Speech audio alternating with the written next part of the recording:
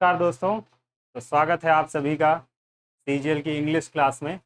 और हम यहाँ सीख क्या रहे हैं, देखिए मुझे कुछ मैसेजेस आए जिसमें बताया गया कि सर आप जो बता रहे हैं ये इम्प्रैक्टिकल सा लगता है। मतलब बिना किसी रूल के आप कैसे ये कह सकते हैं कि सर मैं कैसे करूँगा। आप मान लीजिए रूल्स भी जानते हैं और प्रैक्टिकल लेवल पे आप इतना समझ चुके हैं, और न्यूज़पेपर भी आपने बताया कि आप पढ़ते हैं और भी बुक्स आपने पढ़ रखी हैं, तो आप वो नॉलेज के बेसिस पे ये लॉजिकल गेसिंग कर पाते हैं। लेकिन मैंने तो कुछ नहीं पढ़ा, मेरे तो भाई इंग्लिश में भी कम मार्क्स आते थे, और मेरे तो कोई इंग्लिश मीडियम भी नहीं था।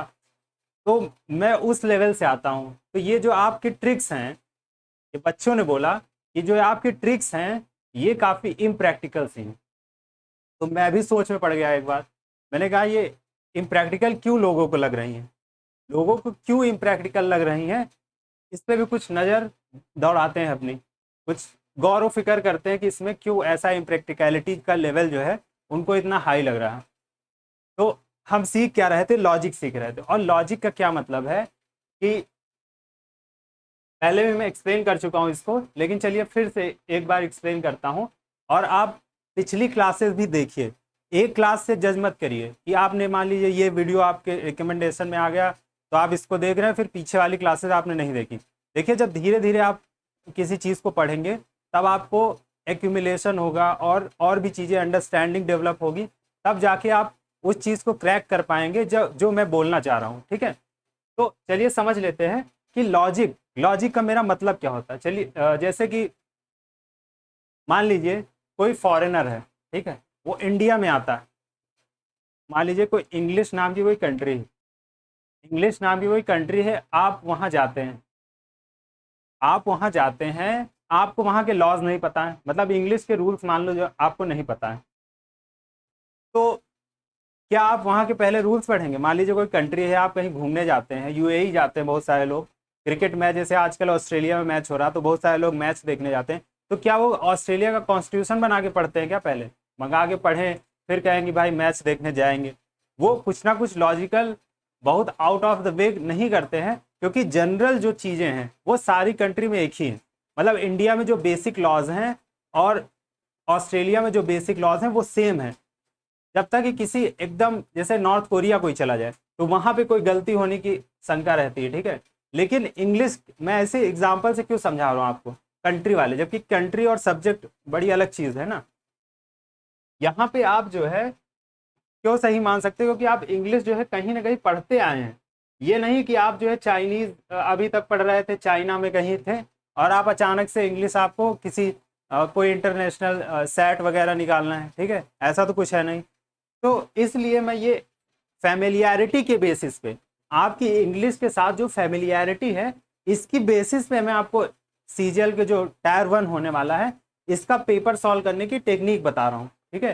तो लॉजिक को उस वे में लीजिए। लॉजिक का मतलब ये नहीं कि ये कोई रूल नहीं है, लॉजिक भी कोई रूल नहीं है, ठीक है। हालांकि लॉजिक की भी स्टडी होती है अलग से, लेकिन यहाँ आपको कोई रूल सीखने की जरूरत नहीं कि मैं कोई, जैसे मान लीजिए बताया कि यहाँ पे ये नहीं हो सकता, मान लीजिए कोई अभी एग्जाम्पल के साथ समझ लेंगे उसको, तो बिल्कुल क्लियर मुझे लगता हो जाना चाहिए कि लॉजिक का यहाँ पर क्या मतलब है। लॉजिक का मतलब कोई रूल नहीं है, सिंपल सी बेसिक सी चीज़ों को समझकर हम ऑप्शंस को ज़्यादा एलिमिनेट करने पर ध्यान देते हैं। तो यही है लॉजिक इस कॉन्टेक्स्ट में, जो इंग्लिश को सिखाने का जो कॉन्टेक्स्ट है, इस कॉन्टेक्स्ट की बात है, ठीक है। सेकेंड क्या है, स्मार्ट गेसिंग टेक्निक्स। अब जो मैंने लॉजिक में एक्सप्लेन किया, लॉजिक को अप्लाई करने के लिए हम स्मार्ट गेसिंग टेक्निक्स लगाते हैं, ठीक। और थोड़े से ग्रामर रूल्स का भी यूज करते हैं, जैसे सिंपल से बेसिक वाले, प्लूरल सिंगुलर, इज के आई के साथ एम लगता है, या कुछ नाउन्स होते हैं उनके साथ कोई एम लगता है, कोई हैव लगता है, कोई एज लगता है, मतलब तरह तरह की चीज़ें, ठीक है। तो आपको बेसिक इतनी तो जानकारी होगी ही, अगर नहीं है तो उसको रिफाइन कर लीजिए, ठीक है। उसको कोई कोई भी लेक्चर देख लीजिए, यूट्यूब पे आपको बहुत सारे मिल जाएंगे, मैंने खुद नहीं पढ़ाए हैं, लेकिन आप कहीं से भी बेसिक इतनी अंडरस्टैंडिंग, और ज़्यादा दिन टाइम नहीं, आपको 1-2 दिन लगेगा बस। मतलब अगर आप स्लो हैं सीखने में तब भी आपको 1-2 दिन लगेगा, ठीक है। और जिनको ऑलरेडी आता है वो 1-2 घंटे में भी उस चीज़ को क्लियर कर सकते हैं। तो इतने से ग्रामर रूल्स की मदद से और स्मार्ट गेसिंग से हम लॉजिक को अप्लाई करते हैं। और मैंने क्या बोला था, डिफिकल्ट क्वेश्चन आने के बाद भी 25 क्वेश्चंस में से 22 आपके सही हो जाते हैं। ठीक है, 22 आपके सही हो जाते हैं। तो मुझे लगता है ये चीज़ क्लियर हो गई होगी जिनको डाउट आ रहा था कि सर ये लॉजिक का क्या, ये और भी चीज़ें कैसे हो रही। तो आई होप कि ये चीज़ क्लियर हो गई होगी अब। ठीक है, चलिए अगली स्लाइड पे चलते हैं। ये मेरे बारे में कुछ जानकारी, और पहले क्वेश्चन पे आते हैं। ठीक, पहला क्वेश्चन ये है, we must fill in the blanks है, help to the homeless and physically disabled people. चलिए आपको नहीं पता क्या होगा, ठीक, क्या होगा, तो आप ऑप्शन से देखते हैं। चलिए शुरू करते हैं। रेंडर नहीं सुना होगा, हो सकता काफ़ी सारे लोगों ने, मैक्सिमम मेजॉरिटी लोगों ने नहीं सुना होगा। चलिए रेंडर हो सकता है, maybe possibility. Donate, we must donate help. Donate help क्या होता है, डायरेक्ट हो सकता है कि वी मस्ट डोनेट, अगर ऐसे हेल्प ना लिखा होता तो वी मस्ट डोनेट हेल्प नहीं लिखा है, टू द होमलेस, तब करेक्ट होता ना। अभी तो नहीं लग रहा, तो डोनेट क्या होगा, अगर आप भर के देखेंगे और पढ़ेंगे तो और लगेगा, है ना। We must donate help to the homeless, ये कैसा सेंटेंस हुआ भाई, तो ये गलत हो गया। एग्जर्ट, मेजॉरिटी ऑफ लोगों ने हो सकता है इसका मीनिंग ना पता हो और नहीं सुन रखा। चलिए हो सकता सही हो, मे भी हो सकता सही। वी मस्ट कॉन्ट्रीब्यूट हेल्प, फिर वही चीज आ गई, we must contribute to the homeless, ये तो सही हो सकता है। लेकिन ये क्या मतलब हुआ कि कंट्रीब्यूट हेल्प टू, किसी को हेल्प थोड़ी कंट्रीब्यूट करते हैं, ऐसा तो सेंटेंस ऑड लगता है ना पढ़ने में ही। तो ये दो ऑप्शन तो आप एलिमिनेट कर ले गए ना, ये दो ऑप्शन तो आप बेसिक, बस थोड़ी सी आप जो इंग्लिश के साथ फेमिलियरिटी उसकी बेसिस पे ही ये कर ले गए। अब थोड़ा सा नॉलेज का पार्ट आता है, और ये नॉलेज वो वाला नॉलेज नहीं कि आपका इसका मीनिंग पता होना चाहिए, कि मीनिंग पता है तभी। देखिए देखिए, जब भी न्यूज़पेपर में क्या होता है, न्यूज़पेपर जब हम पढ़ते हैं तो उसमें अक्सर जो है ये शब्द लिख के आता है, और इसका मीनिंग कहाँ पे यूज होता है, किस कॉन्टेक्स्ट में यूज होता है। कॉन्टेक्स्ट ये होता है कि ये पॉलिटिकल जो प्रेशर्स होते हैं, पॉलिटिकल, कहीं भी पॉलिटिकल प्रेशर है, या फिर इन्फ्लुएंस इस्तेमाल करने के सेंस में,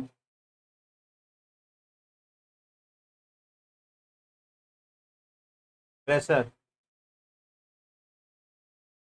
इसके सेंस में ये चीज यूज होती है अक्सर।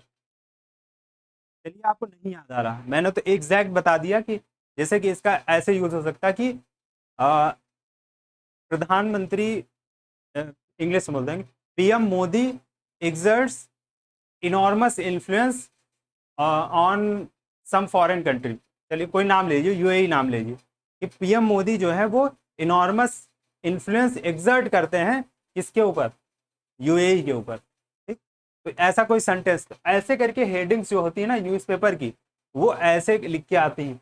तो आपने जब सुना होगा, आपने जब सुना होगा तो एग्जैक्ट उस सेंस में आता है। चलिए मान लीजिए आपने ये नहीं सुना, तो रेंडर किस सेंस में आता है, जब कभी बाढ़ वगैरह आती है ना, बाढ़ वगैरह जब आती है तो ऐसे करके, इसको मिटा लेते हैं एक बार।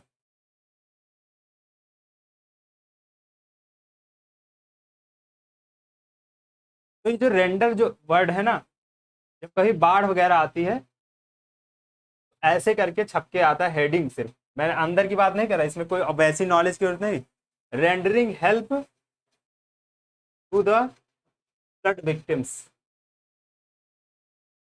फ्लड विक्टिम्स, ऐसे करके आपने कभी न्यूज़पेपर की हेडिंग पढ़ी है, मुझे लगता जरूर से पढ़ी होगी। ठीक, rendering help to the flood victims.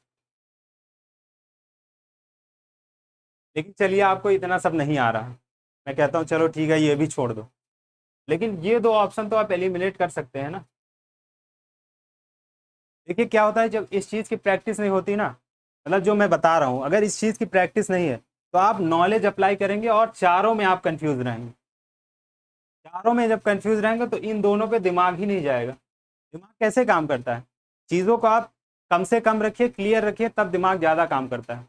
आप बिना प्रेशर के कोई एग्ज़ाम देने जाते हैं और जब प्रेशर ऐड होता है तो आप भटक जाते हैं, तभी पेपर खराब होता है प्रेशर में। मतलब एक थोड़ा सा प्रेशर होना चाहिए, लेकिन जब आप प्रेशर को अपने ऊपर हावी कर लेते हैं तब पेपर आपका खराब हो जाता है। एग्ज़ाम जो है आपका, आपकी एक्सपेक्टेड जो लाइंस हैं उनसे नीचे चला जाता है। तो चलिए कम से कम ये दो तो मिल गए ना आपको।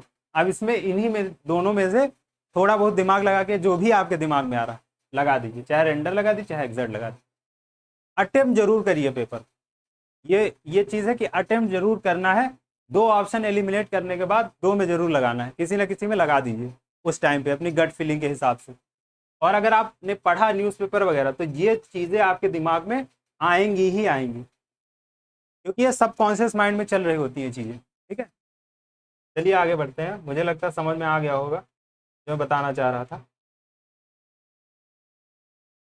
गिवन बिलो जम्बर्ड सेंटेंसेस हैं, ठीक है, कौन से हैं? जम्बर्ड सेंटेंसेस हैं, इनको अरेंज करना है। तो मैंने पिछले लेसन्स में सेशंस में ये चीज़ बताई थी कि आप जो है कैसे ज़्यादा बिना किसी ग्रामेटिकल नॉलेज या सिंटैक्स हो गया और भी चीज़ें हैं, ठीक है, मतलब सेंटेंस फॉर्म कैसे करते हैं, सेंटेंस को कनेक्ट कैसे करते हैं, उनकी नॉलेज के बिना आप ये चीज़ कर सकते हैं। बस आपको देखिए यहाँ पे 4 सेंटेंस लिखे, यहाँ पे 4 सेंटेंस लिखे ये वाले, ठीक है। अब इसमें क्या, जब आप चारों को एक साथ जोड़ने, वैसे मैंने वही कहा ना, इससे पहले क्या बोला, सेंटेंस एक यूज़ किया मैंने कहा जितना कॉम्प्लेक्सिटी आप अपने माइंड से हटाएंगे उतना ही तेज़ आपका दिमाग काम करेगा, क्लैरिटी के साथ काम करेगा, और उस क्लैरिटी में आपका आंसर जो है उसके चांसेस है कि 90%, मेरे साथ तो होता है 90% आप क्लैरिटी के साथ सही आंसर तक पहुंच पाएंगे। ठीक है, तो चलिए इसमें से कॉम्प्लेक्सिटी को पहले हटाते हैं। तो पहला क्या होगा, पहला जो लेवल होगा कॉम्प्लेक्सिटी हटाने का वो ये होगा कि हम सेंटेंस को कम करते हैं। सबसे पहले कौन सा हटा सकते हैं, पहले कौन सा हटाएंगे, देख लेते हैं कौन सा हटाना चाहिए। अब देखिए हाउ एवर, ये इस तरह से सेंटेंसेस जो है, कोई स्टोरी या कोई 4-5 सेंटेंसेस का पैरा, कभी हाउ एवर जब तक ऊपर कोई बात न लिखी हो तब तक हाउ एवर तो आ ही नहीं सकता। क्योंकि हाउ एवर जब लिखा होता कि जैसे कि ऐसे बात बोली जाती कि कोई बात आपको बोली गई, ठीक है, जैसे we ate the mango however we did not like them, मतलब हम लोगों ने आम खाए लेकिन हम लोगों ने उसे उतना पसंद नहीं किया, ऐसे करके आते हैं ना। बट भी होता है, हाउ एवर भी, हाउ एवर तब लगता है जब थोड़ा सा और उस बात को कॉन्ट्रडिक्ट किया जाता है, बट जैसे लगता है, हाउ एवर लगता है।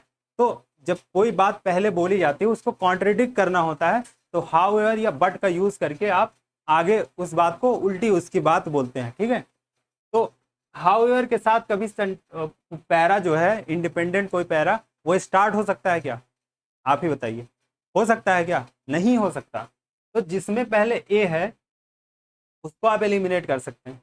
तो कहाँ पे है, चलिए कहीं नहीं, ये क्लियर होगा कि ए तो नहीं आ सकता पहले, ठीक है, मतलब किसी सेंटेंस के बाद ही आएगा ए। तो ये स्टार्ट नहीं हो सकता, लेकिन दिया नहीं है, लेकिन अक्सर जो है दिया रहता है। अगर ऐसा कुछ है तो आप एक आधा ऑप्शन जरूर एलिमिनेट हो जाएगा। तो ये नहीं हो पाया, ठीक है। लेकिन क्या जो है किसी और सेंटेंस के बाद ए दिया है क्या, किसी और सेंटेंस के बाद ए दिया क्या, तो ए इसके बाद दिया है, ए इसके बाद दिया है, ए इसके बाद दिया, ए इसके बाद दिया, मतलब एक सी के बाद दिया है, एक डी के बाद, एक ए के बाद, एक ए के बाद, है ना, सॉरी बी के बाद, सी के बाद, डी के बाद और सी के बाद, मतलब 2 बार जो है सी दिया है, एक इसमें दिया है एक इसमें दिया है ना? तो देख लेते हैं कि सी वाला जो ऑप्शन है ये हो सकता है क्या, हाउ एवर, हाउ एवर तक चल सकता है क्या, हाउ एवर तक चल सकता है क्या। Growth of population refers to the change in the number of inhabitants of a country. Growth of population refers to change in number of inhabitants of a country. However, the rate of population increase is another important factor to consider. क्या ऐसा sentence form हो सकता है कि सी के बाद ए हो जाए, लग रहा कि हो सकता है। चलिए सी ए को पहले सही मान लेते हैं, एक बार कह सकते हैं कि हाँ ये सी ए डी भी सही हो सकता है ना। डी भी सही हो सकता है, लेकिन चलिए आगे चेक कर लेते हैं एक बार, क्योंकि ये भी हो सकता सही हो जाए, है ना। तो आगे बढ़ते हैं कि first in terms of absolute numbers and second in terms of percentage change. This change, अब यहाँ चेंज की बात की गई, चेंज की बात की गई, तो यहाँ पे भी चेंज हो रहा है। This change can be expressed in two ways. तो क्या हो जाएगा, मतलब इस चेंज के बाद डायरेक्ट ये आ गया, ठीक है। तो डी के बाद क्या आ गया, बी आ गया, तो डी के बाद बी आ गया यहाँ। क्या ये बी के पहले, या मतलब डी के पहले बी आ सकता है,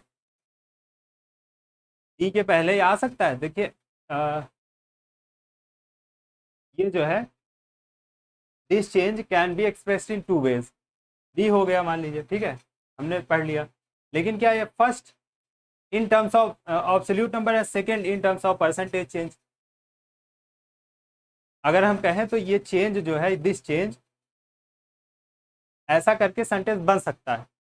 मतलब हमें कंफ्यूज कर दिया कि कैसे जो है, मतलब मैं देखो क्या कह रहा हूँ, आप जो है, मतलब मैं उसी तरह सोच के बता रहा हूँ जिस तरह किसी को नहीं आता वो सोचता है, वो कंफ्यूज होता है। इसीलिए मैं आपको ये चीज़ कह कह कह के मतलब कंफ्यूज कर रहा हूँ। एक बार मैंने ये चीज़ करी, ठीक है, तो आपके मन में कंफ्यूजन हो जाए कि इस चीज़ से क्यों नहीं स्टार्ट हो सकता, समझने की बात है। तो दूसरी पॉसिबिलिटी भी कंसीडर करनी है। ऐसा नहीं कि बस चलिए ठीक है, आप बहुत तेज़ी में एग्ज़ाम सॉल्व कर रहे हैं तो आपने लगा दिया, ठीक है, पॉसिबिलिटी भी है इस तरह इजी क्वेश्चन आते हैं। ये थोड़ा जो स्टैंडर्ड है उसके थोड़ा सा ऊपर कह लीजिए आप, एक दो इस तरह के आते हैं, लेकिन डिफ़िकल्ट की कैटेगरी में नहीं, मॉडरेट लेवल का ही है, ठीक, ईजी नहीं है, मॉडरेट लेवल का। तो जब ये सेंटेंस अब यूज़ करेंगे, this change can be expressed in two ways, first ये भी हो सकता है, इसके बाद भी ये चीज़ आ सकती, इसके पहले भी ये चीज़ आ सकती। मतलब क्या हो सकता है, बी डी भी हो सकता है और डी बी भी हो सकता है। ये दोनों कॉम्बिनेशन बन सकते हैं ना। डी बी भी आ सकता है और बी डी भी हो सकता है, और इसमें हो रहा है। और ये किस चीज़ को करता है कि ए जो है मतलब डी तक आएगा। However the rate of population increase another factor to consider, मतलब ये ज़्यादा सेटिस्फाई कर रहा, ये ज़्यादा सेटिस्फाई कर रहा, मतलब हमारे जो सेंटेंस फॉर्मेशन है उसको ज़्यादा सेटिस्फाई कर रहा। बी जो है वो यहाँ से ख़त्म हो जाती बात, मतलब बी जो है जैसे कि बोला कि this change can be expressed in two ways, बात खत्म हो गई। मतलब टू वेज का क्या मतलब, दो तरह से कोई चीज़ एक्सप्रेस करी जाती है, तो बात आपकी खत्म हो गई, लेकिन और भी बातें आगे कही जा रही हैं जो इसके आगे जुड़ सकती हैं, तो आपको उस पॉसिबिलिटी को भी कंसीडर करना है। तो हमें दो ऑप्शंस में कंफ्यूज किया गया। ये सेंटेंस मॉडरेट, ये जो जब पैरा जंबल है ये आपको मॉडरेट लेवल का है, इसलिए कंफ्यूज कर गया। लेकिन ज़्यादातर जो आते हैं वो इजी लेवल के होते हैं, और आप इस तरीके से पहली बार में ही पहुंच जाएंगे, ठीक है। तो आई होप कि मतलब ये चीज़ आपको क्लियर हो गई हो, तो ये ऑप्शन सही ना हो के तीसरा जो ऑप्शन है ये सही हो जाएगा, ठीक है। चलिए अब आगे बढ़ते हैं। Manager keeps the work pending, ऐसी फॉर्म इसका बताना है हमें। अब एक जादू की जो टिकिया दी थी मैंने आप लोगों को, वो क्या था कि आप ऑप्शन से बताएं कि क्या होना चाहिए। आपको पैसिव वॉइस मान लीजिए नहीं आता, मान लीजिए आपको नहीं आता, मुझे लगता है इतना बेसिक होना चाहिए कि इसका पैसिव वॉइस आप बदल ले जाएं। एक्टिव वॉइस को आप पैसिव वॉइस में इस लेवल का आप कर सकते होंगे, लेकिन मान लीजिए आप फंस गए किसी वजह से तो आप ऑप्शन से कैसे एलिमिनेट करेंगे। Worker has been kept pending by the manager, sorry the work has been kept. अब चलिए हो सकता आप, क्योंकि मैं इस एजम्पशन के साथ चल रहा हूँ कि आपको नहीं आता, तो चलिए हो सकता आप इसको सही मान लें, लेकिन क्या बॉज लग सकता है क्या, उसका फॉर्म तो बदलता है, एक्टिव से पैसिव में हो जाता है, लेकिन क्या टेंस थोड़ी बदलता है, ये मैंने आपको बताया था पिछले लेक्चर में। तो इसको तो हटा दीजिए। Work is kept pending by the manager, चलिए सही लग रहा। वर्क आर, अब वर्क तो सिंगुलर है ना, ये जब ये सिंगुलर है तो आर कहाँ से आ गया, इसको भी हटा दीजिए। बेसिक नॉलेज से दो ऑप्शन एलिमिनेट हो रहे हैं। और ये एग्जाम की खास बात है कि इसकी इजीनेस, इसकी सरलता का जो है ये परिचय, कह सकते हैं आपकी इसकी सफलता का परिचय है ये, कि दो option basic knowledge singular plural और बस पढ़ने के हिसाब से ऑड लगता है तो उस हिसाब से एलिमिनेट हो जाता है, इस वजह से ये एलिमिनेट हो गया। अब दो बचे हमारे पास, work is kept pending by the manager और has been kept pending by the manager.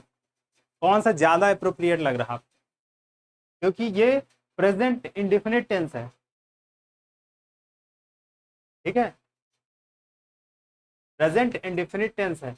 और ये हैज बीन जब आ जाता है ना, तो बात जो है थोड़ा सा प्रेजेंट में ही रहती है, लेकिन वो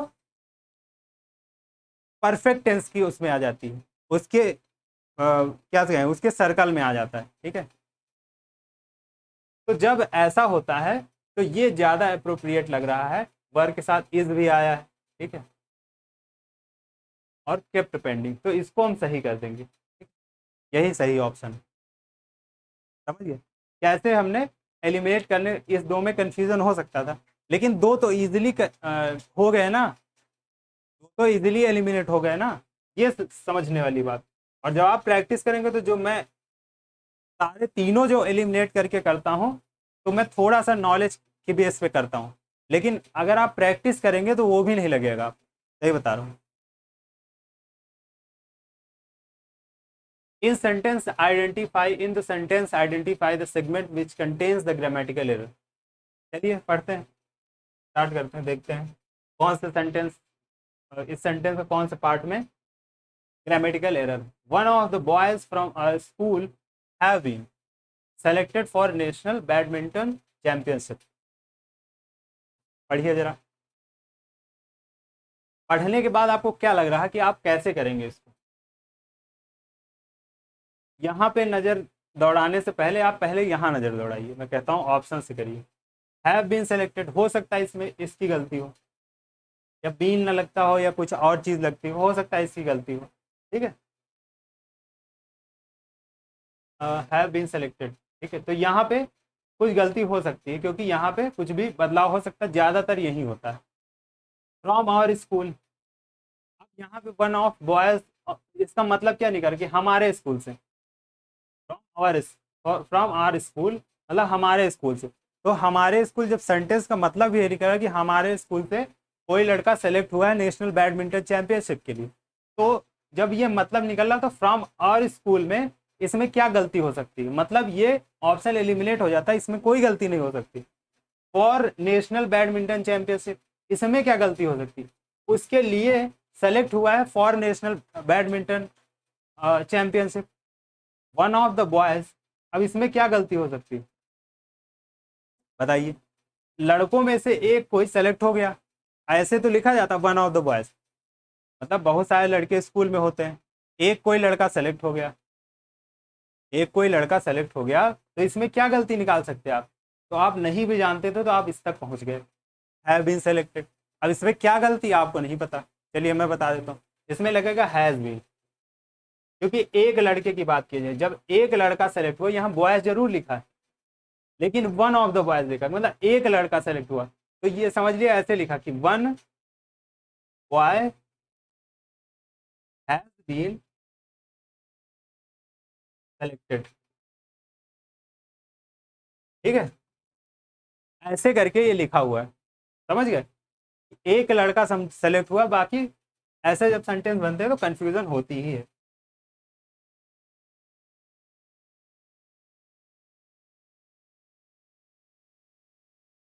select correct synonym of the given word, obligatory. चलिए फिर उसी तरह करते हैं, एग्रीड बाय द प्रपोजल, अरे तो आगे आगे,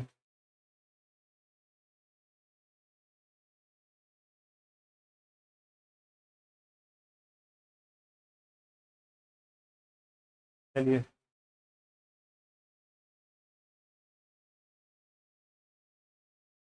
select the correct synonym of the given word, obligatory, aggressive, synonym select करना है ना। यूजलेस, ऑब्लिगेटरी क्या कहीं पढ़ा है? ऑब्लिगेशन होता है ना, जैसे ऑब्लिगेशन जैसे होता है कि मुझे I have to fulfil this obligation और दैट ऑब्लिगेशन, होता नहीं है? या आपने एक वर्ड पढ़ा होगा ओबीडियंट, ओबे पढ़ा होगा, ओबीडियंट तो चलो ठीक है, ओबे तो पढ़ा ना, ओबे। ओबे करना मतलब किसी का पालन करना, किसी आज्ञा का, किसी और चीज मतलब पालन करना, ओबे किसी रूल को फॉलो करना। तो ये जो वर्ड है ना, इसी रूट वर्ड से बना है।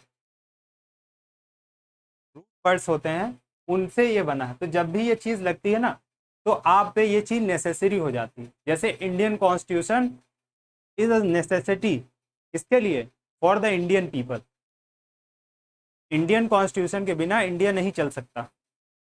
तो उस सेंस में ये ऑब्लिगेशन है इंडिया की, कि इंडिया जो के सिटीजन जो हैं वो इंडियन कॉन्स्टिट्यूशन को फॉलो करें, उसको उसको प्रॉपरली फॉलो करें इवन, ठीक है, सिर्फ फॉलो नहीं, प्रॉपरली फॉलो करें। तो ऑब्लिगेटरी का जब ये मतलब होता है, तो यूजलेस तो इसका मतलब नहीं हो सकता सिनोनिम। ना तो एग्रेसिव हो सकता है, रेकलेस हो सकता है क्या? रेकलेस का क्या मतलब होता है? रेकलेस जो होता है, रेकलेस का मतलब होता है, आप इसको बोल सकते हैं कि जो बहुत ही ज़्यादा परेशान थी टाइप का हो, ठीक है। अब इसको हिंदी में प्रॉपर क्या बोलेंगे, मतलब जिसके अंदर बिल्कुल पेशेंस ना हो, ठीक है, वैसा करके आप इसको बोल सकते हैं कि रेकलेस जो है वो ऐसा बिहेवियर होता है कि कहते हैं रेकलेस बिहेवियर इसका, है ना। तो शांत ना रख पाए अपने, उसके पेशेंस ना हो उसके अंदर, तो वहां पे यूज करते हैं। तो तीनों इस प्रॉपर मीनिंग के, ये तीनों निकलते हैं ना अपोजिट। और हमें क्या बताना है? सिनोनिम बताना है। तो हमें नहीं भी बताना कि ऑब्लिगेटरी का क्या मीनिंग होता है एग्जैक्टली exactly, तो मैंडेटरी में हम आप पहुंच जाएंगे तीनों को एलिमिनेट कर। अगर अच्छा लगा हो, अगर अच्छा लगा हो, लाइक कर दीजिए, समझ? और शेयर भी कर दीजिए। अगर ये टेक्निक आपको पसंद आ रही है, तो मुझे लगता है इसको प्रमोट करने की जरूरत। और जो हवा बना हुआ है ना कि अरे यार इंग्लिश की इतनी मोटी बुक है, फिर ऐसे करेंगे वैसे करेंगे, बिल्कुल बिना किसी जानकारी के एक्स्ट्रा आप जो है इसको एलिमिनेट कर सकते हैं, ठीक है।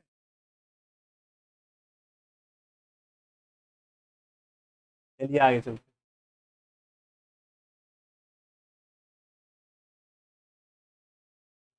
Select the most appropriate option to substitute the underlined segment in the given sentence. If no substitution is required, select no improvement. Underlined segment, यहाँ तो कुछ अंडरलाइन है ही नहीं। ऑप्शन से पता करते हैं कि कौन सा होगा अंडरलाइन इसमें। Agreed by the proposal, agree on the agree, तो मतलब ये अंडरलाइन है, ठीक, एग्री विद द प्रपोजल, इतना अंडरलाइन, इतना अंडरलाइन। क्वेश्चन भी ऑप्शन से बन गया, बना कि नहीं आपके सामने? ये वाला जो पोर्शन है, ये वाला दिख रहा होगा, ये वाला जो पोर्शन है, इसके अंडरलाइन होने की बात की रहा है, तो इसमें क्या लगेगा?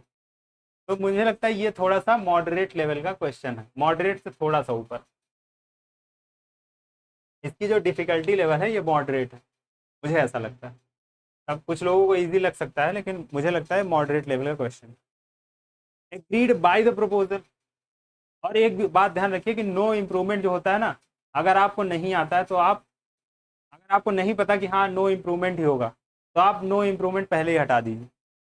मेरे ऑब्जर्वेशन में ये है कि अगर 25 हैं तो कभी कभी ऐसा होता है कि एक दो क्वेश्चन से ज़्यादा जो है वो सही होते हैं। हालांकि दो ही तीन क्वेश्चन होते हैं, लेकिन मुश्किल से एक क्वेश्चन में होगा कि नो इम्प्रूवमेंट सही होगा, और वो जनरली इजी लेवल का होता है। उससे पता चल जाएगा कि नो इम्प्रूवमेंट होगा या नहीं होगा, या हो सकता है कि नहीं हो सकता है। अब यहाँ क्या है कि बाय, ऑन और टू एक ही जैसे प्रोपोजिशन है, ठीक है।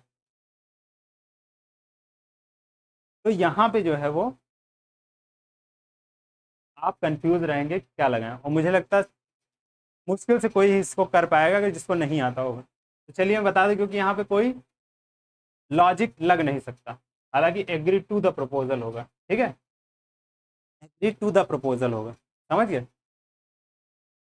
तो यहाँ पे कोई लॉजिक लगेगा नहीं, क्योंकि एक ही जैसी चीज़ें, मैं यहाँ पे अगर लॉजिक ज़बरदस्ती बिठाने की कोशिश भी करूँगा तो आप कहेंगे सर फिर बातें बन रही ज़्यादा, यहाँ हो कुछ नहीं रहा, क्योंकि फिर आप कंफ्यूज होंगे। लॉजिक क्योंकि मुझे आता तो मैं तो बिठा सकता हूँ यहाँ लॉजिक, अभी बताना शुरू कर दूँ तो आपको लगेगा हाँ लॉजिकल तो है, लेकिन लगेगा नहीं क्योंकि लॉजिक नहीं हो वो फिर मतलब समझ लिए क्या बताएं आपको, शब्द नहीं मेरे पास कहने के लिए कि वो क्या होता है जो ज़बरदस्ती लॉजिक बिठाने की कोशिश करो। चलिए आगे बढ़ते हैं।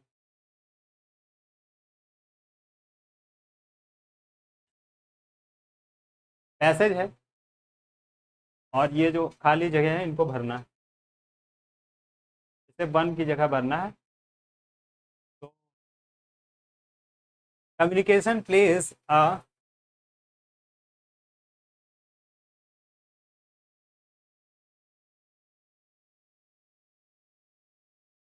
Communication plays a one, one तो है नहीं यहाँ, एक मिनट, कुछ कंफ्यूजन है इसमें।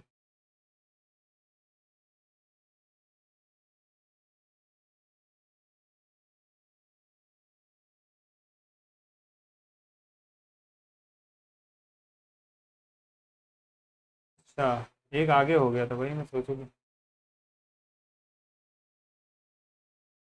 चलिए, select the most appropriate option for blank one, ठीक है। तो कम्युनिकेशन प्लेज अ, चलिए यहाँ पे की आ सकता था, की रोल, अक्सर आपने सुना होगा कि कोई चीज़ है तो आप बोल देते हैं कि की रोल प्ले करता है कोई चीज़, है ना।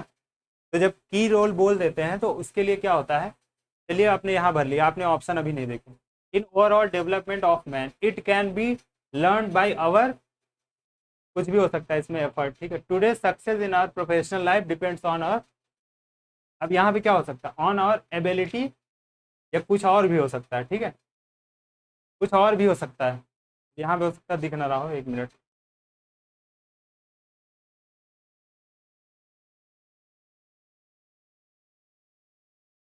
यहाँ पे एबिलिटी भर सकते हैं, तो नंबर 3 में क्या भर सकते हैं, एबिलिटी, एबिलिटी भर सकते हैं ना। नंबर 4 में right and speak well which results in effective communication, barriers, अब बैरियर्स में ऑप्शन में क्या दे रखा है, बैरियर में ऑफ भी लगता है, मतलब नंबर 4 में क्या हो सकता है, ऑफ भी हो सकता है। बैरियर टू कम्युनिकेशन ये भी लगता है, दोनों लगते हैं, दोनों यूज होते हैं, है ना। तो अब ऑप्शन में क्या लिखा है, देखेंगे क्या क्या दिया, उसी हिसाब से कर लेंगे। It is very important to remove these barriers, ये भी तो हो सकता है। पांचवे पे क्या हो सकता है, रिमूव हो सकता है, जो हमारा सेंस बन रहा है, मतलब मैसेज का जो सेंस बन रहा है वो क्या बन रहा है, रिमूव के साथ की important remove this barriers so that transmission of the message can be smooth, ये तीनों भरे जा सकते हैं ना। अब हम ऑप्शन पे आते हैं, हमने अपनी अंडरस्टैंडिंग के हिसाब से ये चीज कर ली। अब जब हम ऑप्शन पे आएंगे, जब ऑप्शन पे आएंगे तो क्या आ सकता है, बेटर हो सकता है क्या, की का मतलब बेटर, जैसे आपने की भर लिया यहाँ पे की रोल दे दिया, तो क्या बेटर हो सकता है क्या, नहीं हो सकता, बेटर को मतलब ही नहीं, टोटल हो सकता है क्या, लाइफलेस हो सकता है क्या, की रोल का क्या मतलब होता है, कोई चीज़ इंपॉर्टेंट हो, तो क्या इंपॉर्टेंट का लाइफलेस, टोटल, बेटर कुछ बन रहा है क्या ऑप्शन में, आपको नहीं भी पता तो वाइटल पहुंच गया। आपने अपनी अंडरस्टैंडिंग के हिसाब से भरा, जो आप बहुत ही पॉपुलर चीज़ है कि कोई भी जानता है कि कहीं पे जब आप इंपॉर्टेंट चीज़ के लिए यूज़ करते हैं तो क्या बोलते हैं कि कैरेक्टर प्लेज अ की रोल इन योर सक्सेस, बोलते हैं ना। मतलब बहुत ही जनरल चीज़ मैंने यहाँ पे लिखी, उसके हिसाब से वाइटल आ गया। अब वाइटल का मतलब नहीं भी पता तो आप इसको कर लेंगे। अब दूसरे पे क्या था, दूसरा ऑप्शन देखना पड़ेगा, ठीक है, दूसरा ऑप्शन देखना पड़ेगा क्योंकि यहाँ कई सारी चीज़ें हो सकती हैं। तो चलिए ऑप्शन देख लेते हैं, और या ये देख लीजिए कि 5 पे रिमूव भरा था और 4 में ऑफ या टू, फिर और इस तीसरे में एबिलिटी, है ना। दूसरे पे आ गए, अब दूसरे पे क्या भर सकते थे, it can learn by our contradictory efforts, ये क्या बात हुई भाई, कॉन्ट्रेडिक्टरी के मतलब अभी मैंने आपको बोला था कॉन्ट्रेडिक्टरी चीज़ों में हाउ एयर बट, जब पहले सेंटेंस को दूसरे से कॉन्ट्रडिक्ट करना हो तो बीच में हाउएवर या फिर बट वगैरह यूज़ करके उल्टी बात करते हैं, ठीक है। पहले वाले की उल्टी बात करनी हो तो बीच में जोड़ने के लिए सेंटेंस को हम हाउएवर या बट वगैरह की यूज़ करते हैं। तो क्या कॉन्ट्रडिक्टरी एफर्ट से हम डेवलपमेंट ऑफ मैन ऐसा कुछ होता है क्या? लॉजिक बनता ही नहीं। अनक्लियर एफर्ट्स, ये क्या बात है? इंपॉर्टेंट हो सकता है, कॉन्शियस हो सकता है, दोनों चीज़ें हो सकती ना। तो बाय अर इम्पॉर्टेंट एफर्ट्स बन नहीं रहा। इम्पॉर्टेंट एफर्ट का क्या मतलब है कि महत्वपूर्ण अपने प्रयास जो है वो, प्रयास आपका महत्वपूर्ण हो सकता है लेकिन उन एफर्ट से डेवलपमेंट मैन का क्या मतलब? कॉन्शियस जब एफर्ट होता है तो चीज़ें बदलती हैं। जब आप कॉन्शियसली तैयारी करेंगे एग्ज़ाम की या और किसी चीज़ की तो आप सफल होंगे अपने कॉन्शियस एफर्ट से। जब तब आप उसको रियलाइज़ करेंगे कि कितना इम्पोर्टेंट इंग्लिश है आपके लिए। सीजीएल में सबसे ज़्यादा वेटेज किस सब्जेक्ट का है? मेंस में इंग्लिश का है, ठीक है। तो यहाँ पे आपको कॉन्शियस एफर्ट लगाना पड़ेगा। और मैं जैसे बता रहा हूँ, मैं कहता हूँ आप 25 में अभी से अगर मेरे साथ चलेंगे तो 24 आपके होंगे, 25 में 24 आपके होंगे, ठीक है। अभी मजाक लग रहा होगा और लगना भी चाहिए क्योंकि मेहनत तो करी नहीं आपने अभी, तो मजाक ही लगना चाहिए। और अगर आप इसको सीरियस ले रहे हैं तो मतलब आप मेहनत करने के मूड में नहीं हैं, तो मजाक ही लगे तो अच्छा है। हमने क्या करा था तीसरे पे, ब्लैंक तीसरे पे बोला था एबिलिटी टू रीड, वही एबिलिटी दिया तो भाई एबिलिटी लगा देते हैं।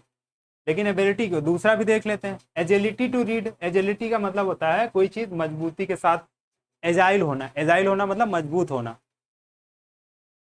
वैरायटी, वैरायटी टू रीड का क्या मतलब? ये यूज ही नहीं होता है, गलत गलत फॉर्म में ही दिया है, वैरायटी थोड़ी ना होता है।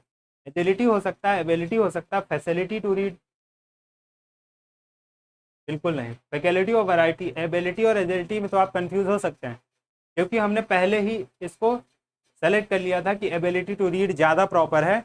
एबिलिटी अगर दिया तो हम एबिलिटी की तरफ ही जाएंगे, एजिलिटी क्योंकि एक तरह से आप क्या बोलेंगे कि जैसे एज नहीं होता। चलिए एक और चीज़ ध्यान में आ जाए, एज, एज से एजिलिटी का कनेक्शन है आप, ठीक है। मतलब एज से जुड़ी हुई जो है, जैसे कि बुढ़ापे में, बुढ़ापे में आपके जोड़ों की समस्या और भी ताकत कम हो जाना और भी चीज़ें होती हैं। तो अगर वो इंसान मान लीजिए 60 साल का आदमी आता है और 25 साल को ऐसे पटक देता है तो आप क्या कहेंगे? आदमी बड़ा एजाइल है। और जब 25 साल बाद 60 को पटक दे तो आप कहेंगे 25 को एजाइल है? एजाइल यूज़ नहीं करेंगे, आप कहेंगे कि हाँ स्ट्रेंथ है उम्र के बाद, ये तो ऐसे मतलब 25 साल वाला तो 60 को पटक ही देगा ना। इस तरह से जो है, मैं लड़ाई नहीं करवा रहा हूँ जवान और बूढ़ों की। बूढ़ों की इज्जत करनी चाहिए, ठीक है, सम्मान से उनको बुलाना चाहिए। तो एज का मतलब एजिलिटी से होता है, ठीक है। तो यहाँ पे आप एजिलिटी टू रीड नहीं, एबिलिटी टू रीड ही करेंगे। आप इन शब्दों पे ध्यान दीजिए, ठीक है। और ये बार बार पूछे जाते हैं, किसी और फॉर्म में कहीं और पूछ लेगा, समझ रहे हैं।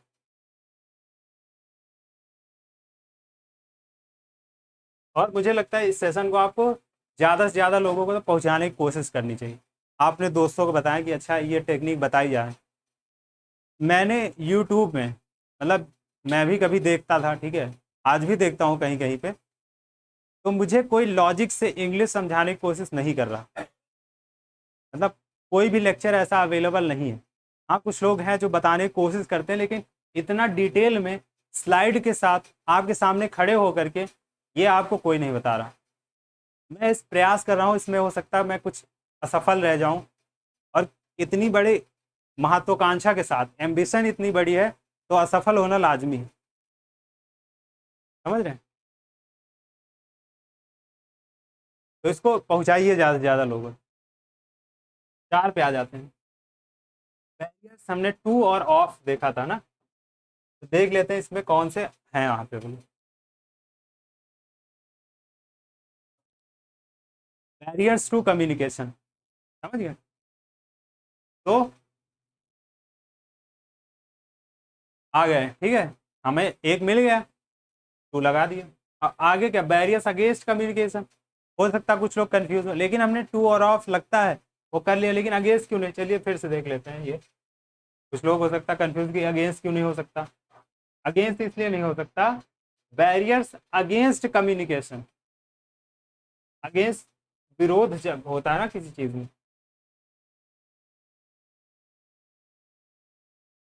तब जाके वहां अगेंस्ट लगता है। बैरियर होते हैं कम्युनिकेशन में, बट वो अगेंस्ट नहीं होते उस चीज के। उस चीज के मतलब आप कह सकते हैं, जैसे होता है ना मेट्रो में आ जाए कभी जाते हैं तो कहते हैं don't lean against the doors, होता नहीं है, don't lean against the doors, against वहां पे लगता है, तो उससे डिफरेंट है। समझ गए? तो आप जो लॉजिक ये लगाएंगे तो अगेंस्ट को हटा देंगे। बाई, बैरियर्स बाई कम्युनिकेशन बिल्कुल नहीं, बैरियर्स फ्रॉम कम्युनिकेशन बिल्कुल नहीं। समझ रहे हैं? मुझे लगता है समझ रहे होंगे, लेकिन हो सकता है कंफ्यूजन हो कुछ लोगों को, लेकिन कोई नहीं, होता है। 5 पे आते हैं। इंपॉर्टेंट टू रिमूव हमने बोला था, इसमें रिमूव है कहीं? सक्सीड का मतलब रिमूव नहीं होता, क्रिएट का मतलब रिमूव नहीं होता, स्ट्रेंथन करने का रिमूव नहीं होता, ओवरकम का मतलब अगर नहीं भी पता है तो इसका मतलब रिमूव ही होना चाहिए। रिमूव तो पता ही होगा ना, रिमूव मतलब हटाना, और हटाना का सिनोनिम जो है आपको, एक मिनट, सही लिख नहीं पाया मैं। हटाना, हटाना का सिनोनिम आप देख लीजिए, आपको नहीं भी पता, लेकिन स्ट्रेंथन तो नहीं होता ना, मजबूत करना, क्रिएट करना, सक्सीड नहीं होता ना, ओवरकम ही होता होगा।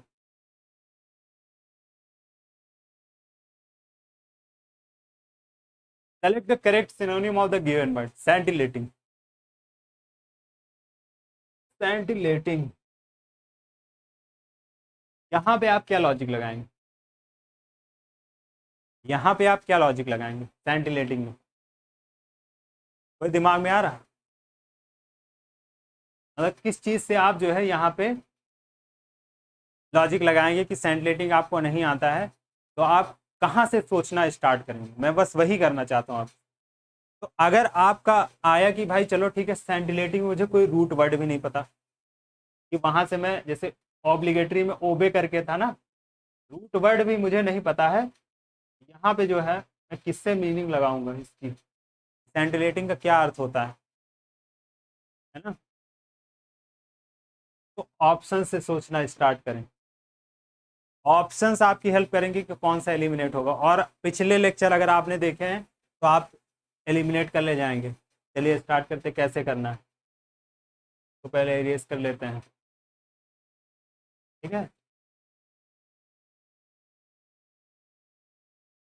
Stinging, glittering, flattering, boring. अब इसमें जो स्टिंगिंग है, ये बदबू के सेंस में यूज होता है, मतलब कि कोई चीज़ बहुत ज़्यादा स्टिंग कर रही हो, ठीक है? कहते हैं कि स्टिंग जो है इसी में यूज होता है ना। हाँ इसी में यूज होता है, स्टिंग होता है शायद वो, नहीं नहीं स्टिंग होता है, सॉरी, स्टिंग होता है,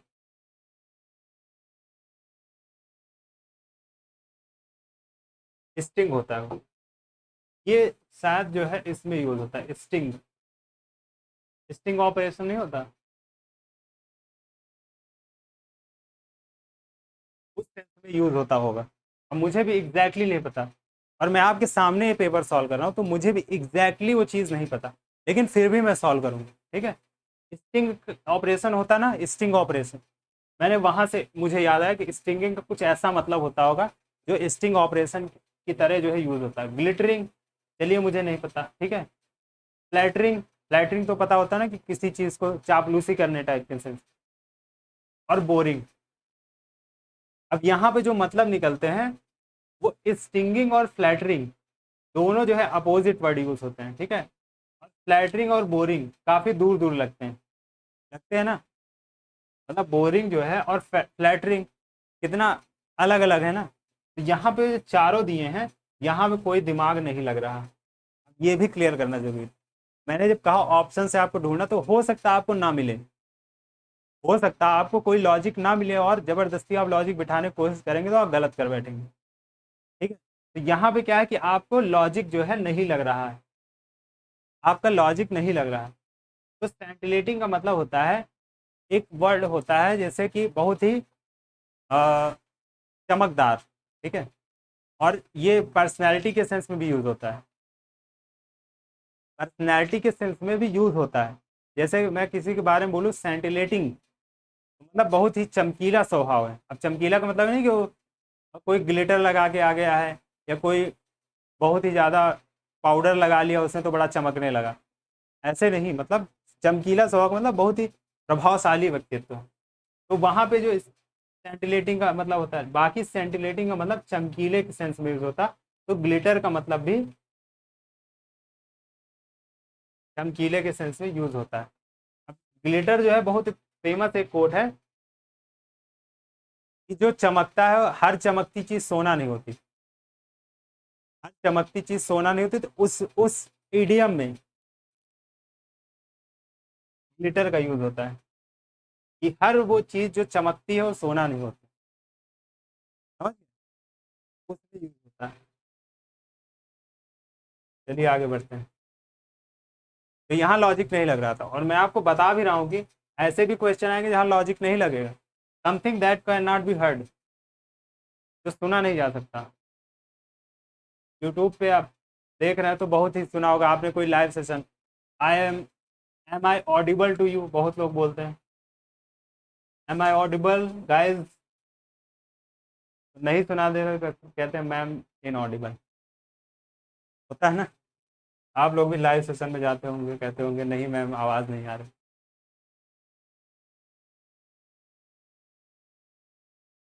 captain as well as the players were responsible for winning the trophy, as well the players, as well the players.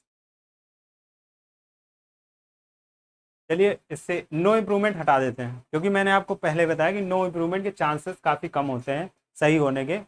तो न्यू नो नो इम्प्रूवमेंट में ध्यान ही नहीं देना। As the captain with the players were, as the captain, जब as start में जब आ जाता है तो उसके पहले भी जो है कुछ बात हुई होनी चाहिए, बात कुछ होनी चाहिए, तब एज लगता है, तो इसको हटा दीजिए। The captain as well as the players was, captain also the players were. अब ये बड़ा अजीब लग रहा है, तो इसको भी हटा दो, एक ही बचा। Captain as well as the players was, अब यहाँ वॉज इसलिए क्योंकि एज वेल एज जब लगता है, एज वेल जब लगता है तो जो ये शुरू वाली, और बहुत ही पॉपुलर ये रूल है, बहुत बार पूछा जाता है। तो कैप्टन के हिसाब से यहाँ पे वर्ब लगेगी, हेल्पिंग वर्ब, वो क्या हो जाएगा, वॉज होगा। मतलब कैप्टन जो सिंगुलर है ना, तो वॉज लगेगा, प्लेयर्स के हिसाब से नहीं, पहले के हिसाब से लगती है। ठीक है, तो ये चीज़ समझ में आ गई होगी।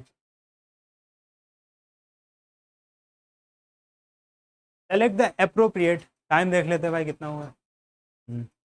Select the appropriate meaning of the given idiom to take French leave, to take French leave. अब इसमें क्या है कि वेल आपको पता होना चाहिए एक्चुअली, मैं इसमें ज़्यादा कोई लॉजिक लगाने की बात नहीं करूँगा,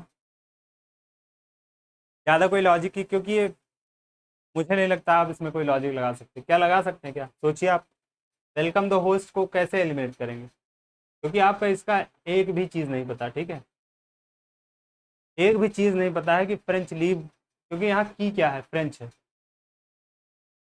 ना। अबे क्यों बनी होगी, किसी किसी ने वजह से तो बनी होगी ना। जैसे अपने यहाँ बहुत सारे जाति से रिलेटेड जो है चीज़ें बनी की, मतलब बहुत सारी, अब मैं कहना नहीं चाहूँगा, लेकिन ऐसी जातियों से रिलेटेड कुछ बातें ऐसी जुड़ी होती हैं।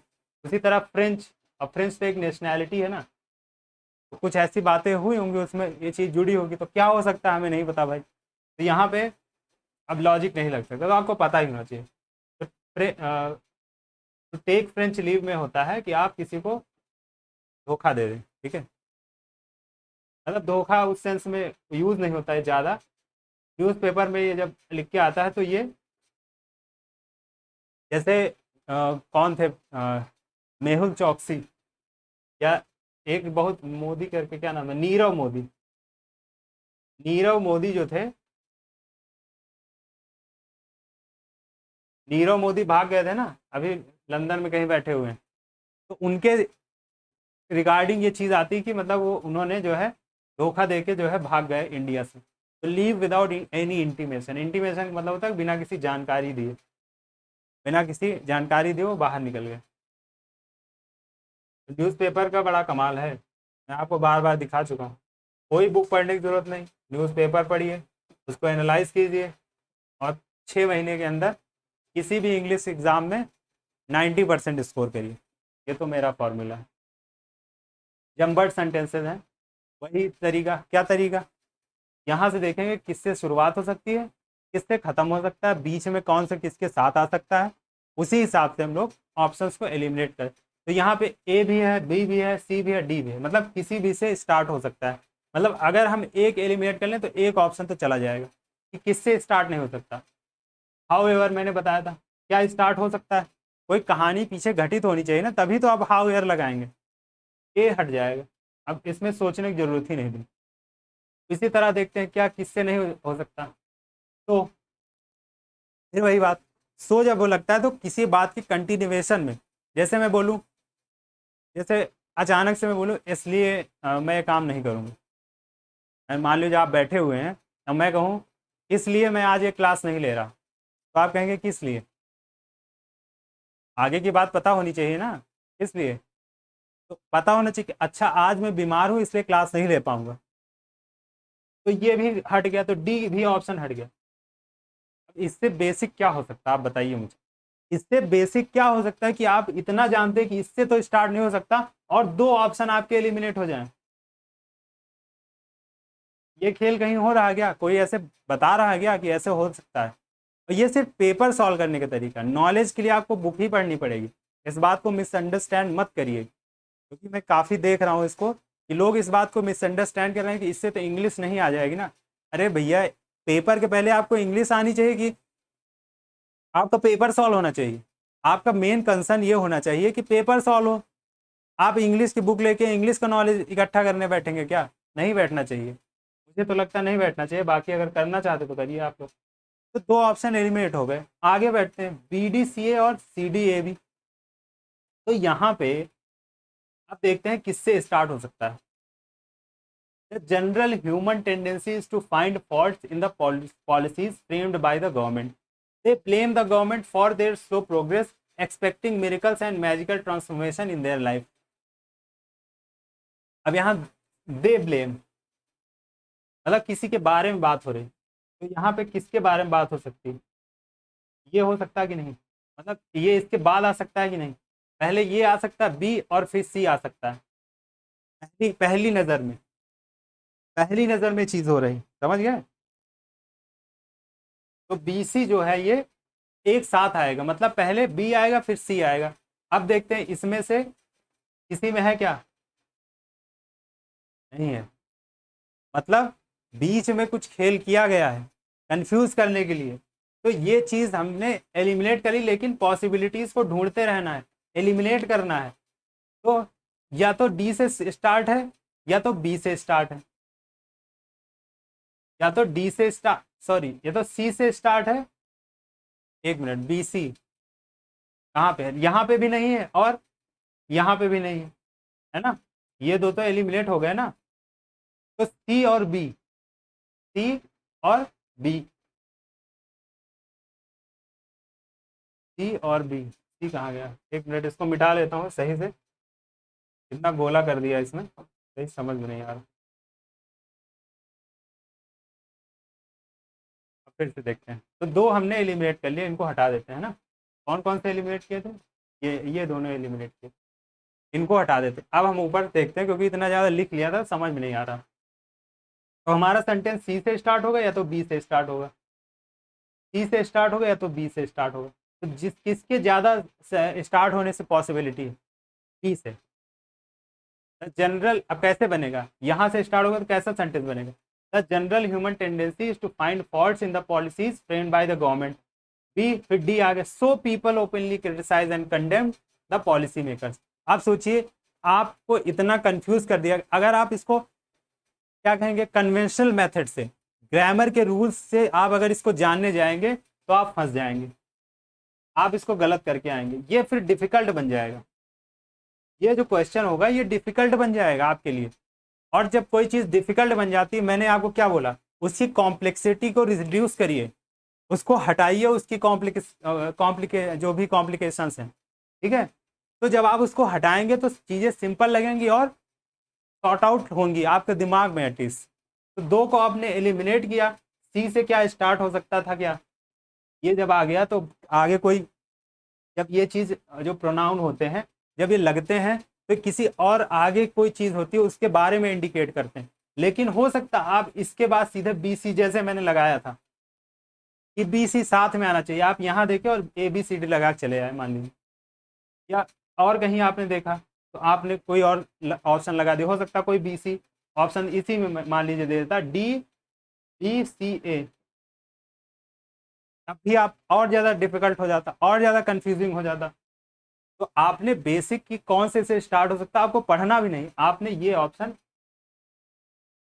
ये वाला B C B D C A, कौन सा सही है, बी डी सी ए, समझ गए, ऐसे करके एलिमिनेट करना है, समझ गए ना। मुझे तो लगता है समझ में आ जाना चाहिए, लेकिन फिर भी, सॉन्ग संग एट अ बरियल,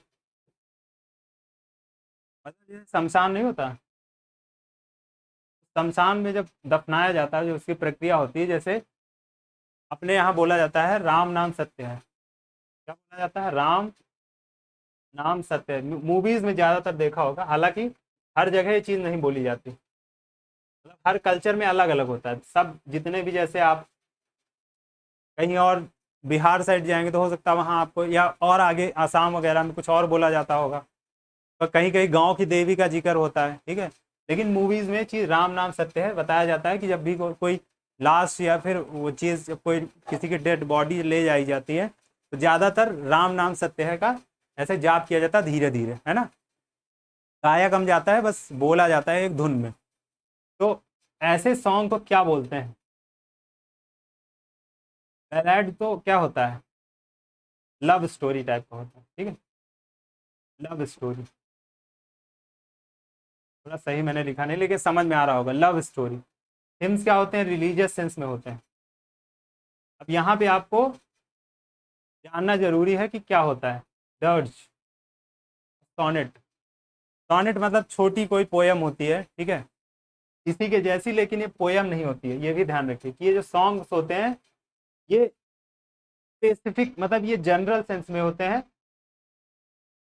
मतलब जैसे यहाँ पे जो बात बोली जा रही है, यहाँ पे जो बात बोली जा रही है जनरल है, मतलब ये सबके सबके लिए बोला जाएगा, जैसे कोई किसी की भी डेथ होगी तो राम नाम सत्य है जैसे बोला जाएगा, ठीक है।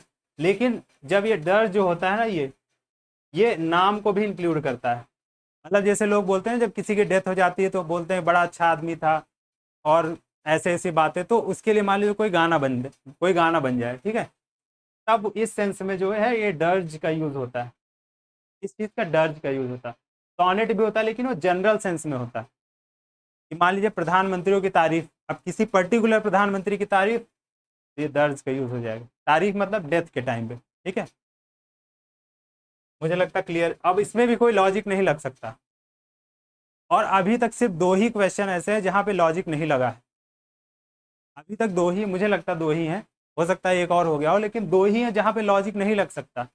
लेकिन सोचिए अगर 25 में आप बिना कोई उतनी मेहनत करे, बिना कोई किताब पढ़े, अगर आप 25 में से 22 अटेम्प्ट कर पा रहे हैं तो कितनी बड़ी चीज़ है ना, उसमें गलतियाँ भी कम होंगी, आप थोड़ा नॉलेज और इकट्ठा करेंगे तो आपको वो भी गलतियाँ नहीं होंगी जो आपको पॉसिबिलिटी है कि वो गलतियाँ हो सकती हैं, ठीक है। हार्ड नट टू क्रैक, मतलब कोई ऐसी चीज़ जो डिफिकल्टी लेवल तक जाती हो, इतना डिफिकल्टी लेवल तक जाती हो, उसे कहते हैं कि हार्ड नट, मतलब एक काफी डिफिकल्ट प्रॉब्लम है, मतलब ना इसके पढ़ने से ही क्लियर हो, और मुझे नहीं लगता कि इससे कोई इजी ईडीएम आपको मिल सकती है एग्जाम में, तो मैं इसको काफ़ी ज़्यादा इजी कैटेगरी में रखूँगा।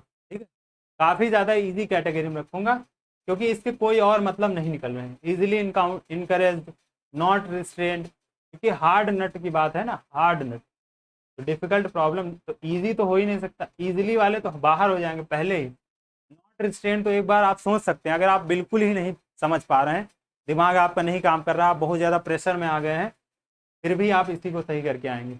डिफिकल्ट प्रॉब्लम, डिफिकल्ट प्रॉब्लम को ही सही करके आएंगे, यही सही होगा। ठीक है,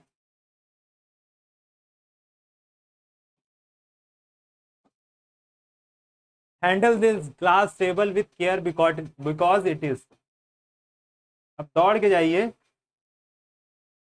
जाइए और आपके घर में अगर कोई चीज़ रखी हो, आप लैपटॉप लाए होंगे, टीवी लाए होंगे, फ्रिज लाए होंगे, कोई भी कांच का सामान लाए होंगे, तो उसके गत्ते में लिखा हुआ होगा, क्या लिखा होता है? Handle with care, handle with care, ऐसे लिखा होता है ना।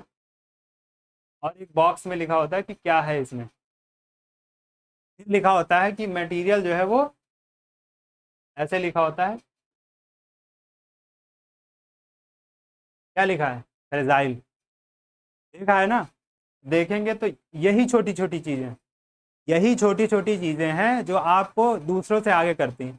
अब दूसरा किताब में चीज़ ढूंढ रहा, आपने कहीं अपने फ्रिज में देख ली ये चीज़, क्योंकि ये लिखी हुई होती हैं। और यही प्रैक्टिकलिटी का लेवल है, आपको एग्जाम में पकड़ना पड़ेगा। ठीक है, कि आप कैसे सोचते हैं, और फ्री माइंड रहिए, तभी ये चीज़ दिमाग में आएंगी।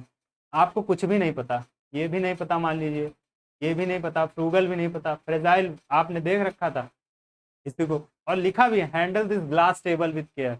हो सकता है कोई हैंडल, एग्जामिनर ने कोई ऐसी चीज़ देख ली हो, उसके मन में अच्छा ये पूछा जा सकता है, तो पूछ लिया। हालांकि मैं आपको मीनिंग बता देता हूँ, क्योंकि ये जितनी भी लिखी हुई है ना, इनकी जो फ्रूगल जैसे है, ठीक है, फ्रूगल और ये सब एग्जाम में काफ़ी आती है। तो फ्रूगल का मतलब होता है सादा जीवन जीने वाला या कम खर्च करने वाला।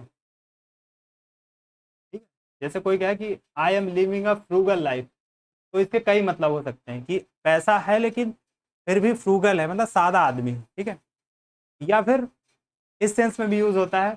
अब ये कम यूज़ होता है, ठीक है, मतलब ये इतना पॉपुलर नहीं है, काफ़ी पहले की इंग्लिश में ये चीज़ यूज़ होती रही होगी। अब फ्रूगल का जो आता है वो आता है कि कम पैसा खर्च करने वाला। अब उसके पास पैसा है या नहीं इससे मतलब नहीं, कम पैसा खर्च करने वाला।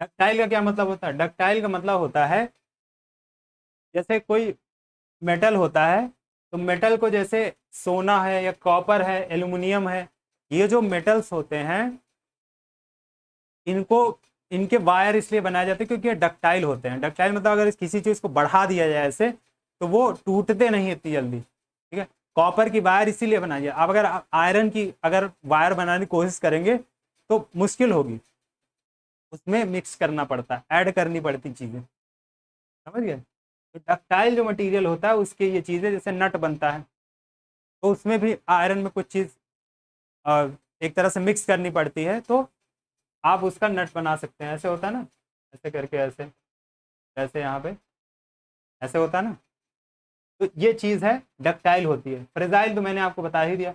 वोलेटाइल का मतलब है कि आप जो है काफ़ी, एक तरह से, जैसे आप यूज़ करते हैं, जैसे मार्केट्स के बारे में चूज होती है कि मार्केट इज वोलेटाइल, मतलब उतार चढ़ाव। ठीक है, उतार चढ़ाव के सेंस में वोलेटाइल का यूज़ होता है, मार्केट वाले सेंस में, कि market is so volatile, I can not trust the investors, I can not trust the investors, क्योंकि मार्केट इतनी ज़्यादा वोलेटाइल। ठीक है, बहुत ही सिंपल लैंग्वेज में, बहुत ही सिंपल लैंग्वेज में आपको समझाने की कोशिश कर रहा हूँ। Select the correctly spelled word, क्या हो सकता है? रिटेलिएट।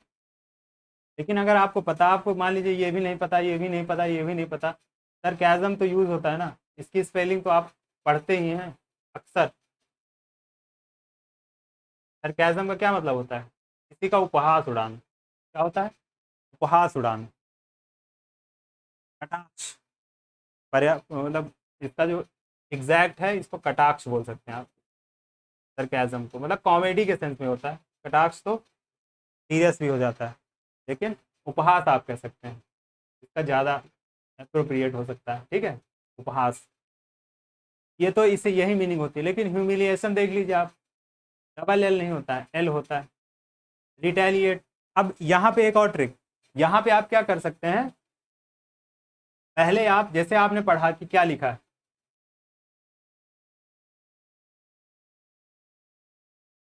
और मैंने भी आपको एक चीज़ बताई थी, A I I E, L का डबल एल, डबल एम,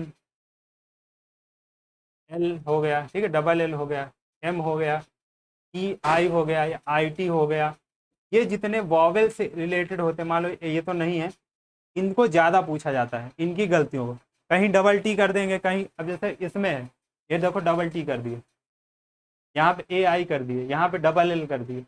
इस तरह के जो होते हैं, इसमें आपको ध्यान देने की जरूरत है कि इसमें गलती हो सकती है, लेकिन ये सिंपल लिखा है। और ये तभी करना जब आपको नहीं आता है, आपको आता है डायरेक्ट तो आप वही करिए, समझ गया ना।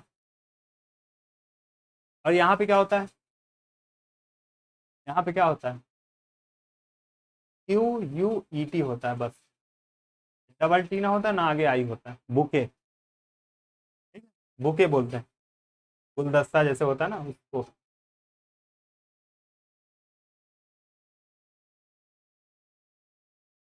He said to the hotel receptionist, "Can you tell me the tariff of rooms?" क्या आप मुझे रूम का किराया बता सकते हैं कितना है आज? He said to the, "Can you tell me?" अब जो इनडायरेक्ट नरेशन की बात कर रहा है ना, इनडायरेक्ट नरेशन की, इनडायरेक्ट में क्या होता है, टेंस जो फॉर्म होती है वो चेंज हो जाती है। जैसे ये लिखा है ना, कैन यू, अगर प्रेजेंट में लिखा, जब इसको खोला जाएगा दैट से, या अब यहाँ कैन लिखा मतलब क्वेश्चन कर रहा, ठीक है, तो जब क्वेश्चनिंग होती है तो कहीं ना कहीं वेदर इफ ये चीज़ें आप जुड़ जाती हैं, तो ये अलग तरह का क्वेश्चन है, कैन से स्टार्ट हो रहा, लेकिन टेंस फॉर्म बदल जाए। हम यहाँ नॉलेज नहीं बता रहा, लॉजिक बता रहा, तो लॉजिक से ही यूज़ करेंगे। टेंस किस में नहीं चेंज हो रहा, पहले ये देख लेते हैं। ही कैन, गलत कर दो, ही कैन, गलत कर दो, to tell him the tariff, he asked the hotel receptionist to tell him the tariff of rooms। अब ये इनडायरेक्ट नहीं हो गया, ये आपको एक तरह से डायरेक्ट ही पूछ लिया, he asked the hotel receptionist to tell him the tariff of rooms। Sentence तो सही है, सेंटेंस तो सही है, लेकिन ये डायरेक्ट हो गया, इस बेसिस पे गलत हो गया। एक ही बचता है, आपको नहीं भी पता है, रूल नहीं भी पता है, तो आप यहाँ कर दिया, आपको नहीं पता, लीजिए ये गलत मतलब कोई करके और इजी बनाया गया। अभी यहाँ पे इफ की जगह वेदर दे देता, ठीक है, या कोई और कुछ करके दे देता, वुड हैव लिख देता, इजी बनाना, वो डिफिकल्ट बनाना होता, ऐसे बना देता है एक दो ऑप्शन, जो पढ़ने वाले हैं ना वो भी कंफ्यूज हो जाते, वो भी कंफ्यूज हो जाते, लेकिन इजी बनाया गया क्वेश्चन को। स्टैंडर्ड होता है हर आयोग का, जो उस तरह के क्वेश्चन बनाते हैं। वो ऐसा नहीं कि सिर्फ आप डिफिकल्ट वाला पढ़ेंगे और डिफिकल्ट वाला ही उठा के रख दिए, ऐसा नहीं। Segment which contains the grammatical error, I can swim very fast when I was only 5। जब मैं सिर्फ 5 साल का था तब मैं तैर लेता था, इसका ये मतलब। तो जब पास्ट की बात हो रही तो ये प्रेजेंट इसमें कहाँ से आ गया, जब यहाँ पे पास्ट की बात है तो यहाँ पे प्रेजेंट कैसे आ गया। तो चलिए यहाँ पे अगर अक्सर ये चीज़ होती है, यहाँ पे पास्ट होता है तो ये प्रेजेंट कर देते हैं, ये भी गलत है, ये भी गलत है। जब यहाँ पे प्रेजेंट कर दें, यहाँ पे प्रेजेंट कर दें, यहाँ पे पास्ट कर दें, और बात एक ही हो रही, तो दोनों सेंस में ये चीज़ गलत होती है। तो यहाँ पे कभी बदलाव होता तो कभी यहाँ पे, तो क्या होगा, आई कैन स्विम में, आई कैन स्विम में, और एक और तरीके से व्हेन आई वॉज ओनली 5, इसमें क्या गलती हो सकती है, वेरी फास्ट में क्या गलती हो सकती है, ओनली 5 में क्या हो सकती है, कुछ भी गलती नहीं हो सकती। नहीं भी पता तो ये आपका सही हो जाएगा। इसमें ओनली 5 में क्या गलती होगी, 5 की स्पेलिंग तो सही है भाई, यहाँ भी सही लिखी हुई, ओनली की स्पेलिंग भी। इसमें क्या, वेरी फास्ट में क्या, व्हेन आई वॉज, जब मैं था छोटा बच्चा, तो बड़ी शरारत करता था और मैं तैर भी लेता था, समझ रहे हैं? Select the correctly spelled word. Exhibit पहली नज़र में नज़र आ गया। कौन सी स्पेलिंग आप लिख लीजिए पहले। एग्जिबिट की स्पेलिंग जो आपको आती है उसको आप लिख लीजिए, यही होती है। चलिए मिला लीजिए, हाँ भाई सही हो गई। अब आपको नहीं पता है कि एक्सट्रैक्ट होता है, एग्जॉस्ट होता है, एक्सेल होता है, तो एक्सेल तो ये होता है ना भाई, ऐसे लिखते हैं ना। तो लेकिन हालांकि आपको ये नज़र आ गया तो आप ये सेलेक्ट मार दीजिए, ठीक है। आपको और कुछ दिमाग लग, क्योंकि ज़्यादा दिमाग लगाएंगे तो फिर गलत होने के चांसेस ज़्यादा हो जाते हैं। पहली नज़र में सही नज़र आ गया तो इसको सही कर दीजिए, ठीक है।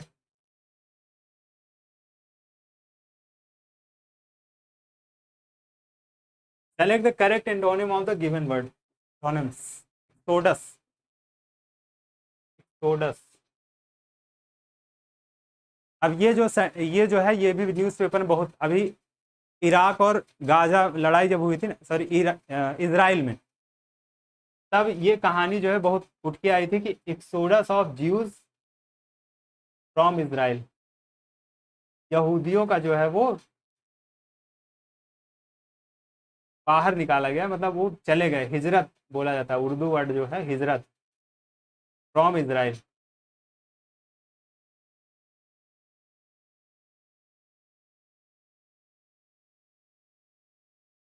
तो क्या मतलब होगा, अगर न्यूज़पेपर पढ़ते तो इजीली कर ले जाएंगे, ठीक है। ज्यूज जो है चले गए थे जब वहाँ पे ऑटोमन्स का रूल आया, या रोमन एम्पायर जो फिलिस्तीन वगैरह। अब ये जीएस की नॉलेज है, लेकिन फिर भी आप एक्सोडस यहाँ से न्यूज़पेपर से मतलब निकाल सकते हैं इसका, क्योंकि ये बहुत न्यूज़ में आता रहता है। इसराइल कितना न्यूज़ में रहता है, छोटा सा देश है लेकिन बहुत न्यूज़ में रहता है। लेकिन चलिए आपको ये नहीं पता है तो कैसे, लॉजिक से कैसे सॉल्व करेंगे। लॉजिक से ऐसे सॉल्व करेंगे। एग्जिट और डिपार्चर। एग्जिट और डिपार्चर एक ही तरह के शब्द हैं कि नहीं। और सिनोनिम एंटोनिम में एग्जैक्ट नहीं दिया होता, एग्जैक्ट नहीं दिया होता है, बहुत दूर दूर की मीनिंग दी होती, बस एक ही तरह, एक ही इशारा कर रहे हो सिर्फ, इशारा भर का काफ़ी होता है उसका सिनोनिम बनने के लिए। इशारा काफ़ी होता है कि उस सेंस में यूज़ हो तो एंटोनिम बन जाता है। तो ये एक ही जब हो गया तो इनमें से तो दो नहीं हो सकते ना। एग्जिट और डिपार्चर तो हो ही नहीं सकता, समझ गए। अब इनका उल्टा जो है वो अराइवल है। इनका उल्टा क्या है, अराइवल है। अगर ये डिफिकल्ट क्वेश्चन बनाना होता तो इसी का करीब वाला या इसी के सेंस वाला कोई चीज़ दे देते जो हल्का सा सेंस करता, लेकिन क्यों नहीं दे सकते, क्योंकि अगर सेम मीनिंग निकालेंगे तो दोनों सही हो सकते हैं ऑप्शन, लेकिन ऐसा नहीं करेंगे। तो दोनों का जो उल्टा होगा यही सही होगा, क्योंकि ये दो सही नहीं हो सकते। ये मीनिंग एक दूसरे का है नहीं। रिफंड तो आपको पता है ना कि रिफंड का क्या मतलब होता है। जब आपको ये चीज़ पता है तो दोनों का उल्टा ही हो, क्योंकि ये दो सही नहीं हो सकते। इसका मीनिंग आपको पता है तो अराइवल ही सही हो, क्योंकि ये दोनों का उल्टा है। इस तरह आप जो है सही तक पहुंच सकते हैं, ठीक। अब यहाँ पे लॉजिक लग गया तो मैंने बता दिया आप। क्विसेंट। अब यहाँ पे जैसे ओबे करके बताया था ना, मैंडोटरी क्या था, ऑब्लिगेटरी था शायद, हाँ ऑब्लिगेटरी था। तो जो क्वाइट, जो ये रूट वर्ड होता है ना, ये क्यू यू आई वाला, ये जहाँ पे लगता है तो ये ज़्यादातर इंडिकेट करता है पीस को। क्या है वो स्वभाव के बारे में, जैसे सी इज सो क्वाइट, बहुत शांत लड़की है, ठीक है। उस सेंस में क्वाइट यूज होता है, या बहुत शांति है, ऐसा करके क्वाइट यूज होता है ना। क्वाइट भी होता है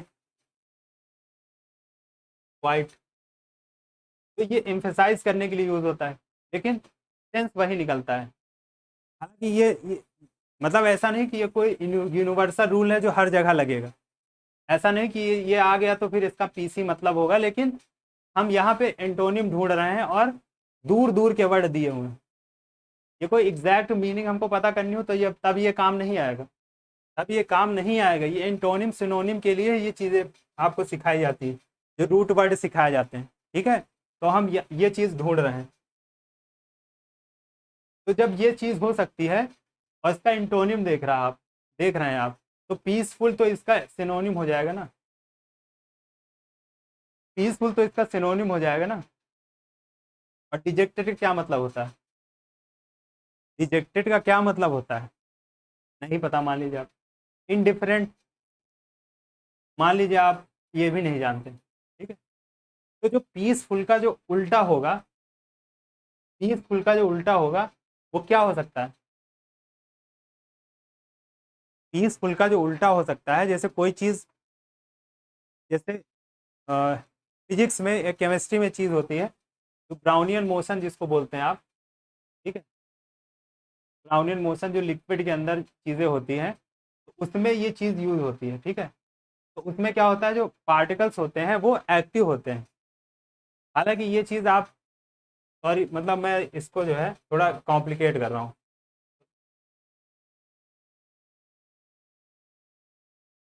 हाँ वो चीज़ भी हो सकती है, लेकिन जो है पीसफुल क्योंकि इसका हो गया, ठीक है। और डिजेक्टेड एंड इंडिफरेंट आपको नहीं पता है, लेकिन क्या पीसफुल का डिजेक्टेड हो सकता है क्या? मुझे तो पता मान लीजिए, लेकिन मैं लॉजिक लगवा रहा हूँ, ठीक है। इंडिफरेंट क्या हो सकता है क्या पीसफुल के हिसाब से, इसका तो नहीं पता, लेकिन पीसफुल इसके सेंस में आपने सीख लिया। तो क्या ये दोनों हो सकते हैं क्या? ये तो सिनोनिम हो गया, ये तीनों हो सकते हैं क्या? एक्टिव भी नहीं हो सकता। मैं तो कहता हूँ एक्टिव भी गलत है। अगर सही सही इसकी मीनिंग निकाली जाए तो वो एक्टिव भी इसका एंटोनिम नहीं होना चाहिए। और बहुत सारे अप्रोप्रिएट वर्ड, लेकिन इजी बनाना है, मैंने क्या कहा, पेपर इजी बनाना होता है, इसलिए ये चीज़ें देते हैं। एक्टिव आप सही कर देंगे, समझ गए। तो कितने क्वेश्चन मिले थे आप? सिर्फ 3 क्वेश्चन, मुझे लगता है 3 भी नहीं, मुझे लगता है 2 ही मिले थे तो, जिसमें लॉजिक नहीं लग रहा था। चलिए आप अपनी सुविधा के लिए 3 मान लीजिए। 3 सिर्फ ऐसे थे जिसमें लॉजिक नहीं लग रहा था बिल्कुल ही। तो मैंने उनको बोल दिया कि यहाँ पे लॉजिक नहीं लगेगा, इसमें लॉजिक मत लगाइएगा ऐसे चीज़ों में। 22 हो गए ना। ये कितनी बड़ी चीज़ है, बिना किसी रूल के, बिना बस बेसिक सिंगुलर प्लूरल और ये वो करके आप जो है 22 से ही कर पा रहे हैं। एक तरफ दूसरा जो है 500 पेज की किताब लेके बैठा है, कौन ज़्यादा आगे निकलेगा? ये ज़्यादा आगे निकलेगा। और मैं गारंटी से ये चीज़ कहता हूँ, क्योंकि मैं इस चीज़ की सर्च कर चुका हूँ। कितनी देर हो गई है, काफ़ी काफ़ी टाइम हो गया है। ये क्लास काफ़ी लंबी होती चली जा रही है, लंबी इसी वजह से कि आपका हित हो, आपके दिमाग में कोई डाउट ना रह जाए, समझ रहे हैं, कोई डाउट ना रहे, इसलिए क्लास लंबी हो गई। नहीं तो यूट्यूब पे क्या है, आप छोटी क्लासेस बनाइए, आपका ज़्यादा फायदा होगा। लेकिन यहाँ पे बड़ी क्लासेस बन रही हैं क्योंकि आपका हित करना है। 100 लोग देखें, लेकिन 100 लोगों का फायदा होना चाहिए, सीधी बात है। 100 लोग देखें, उनका फायदा हो, ये हमारा लक्ष्य है, ठीक है।